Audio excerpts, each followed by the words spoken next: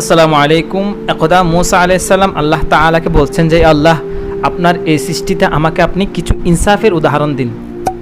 তখন আল্লাহ তাআলা হযরত মুসা আলাইহিস সালামকে একটি স্থানে যাওয়ার জন্য নির্দেশ করলেন। যেখানে যাওয়ার পর হযরত মুসা আলাইহিস সালাম একটি নদী দেখলেন, যে নদী দিয়ে পানি বয়ে যাচ্ছিল।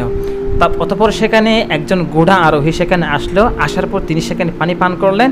পানি পান করার পর তিনি সেখানে ভুলে 100 মোহর তিনি ফেলে চলে গেলেন। এরপরে এক যুবক আসলো, যুবক মোহরগুলো সে নিয়ে গেল।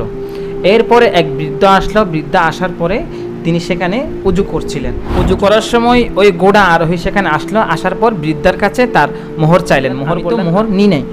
তারপর সেই বৃদ্ধাকে সেই স্থানে ওই ব্যক্তিটি কতল করে ফেললো। এই দৃশ্যটা দেখার পর হযরত মুসা আলাইহিস সালাম আল্লাহর কাছে আরজ করলেন যে আল্লাহ, আমি এটা কি দেখলাম?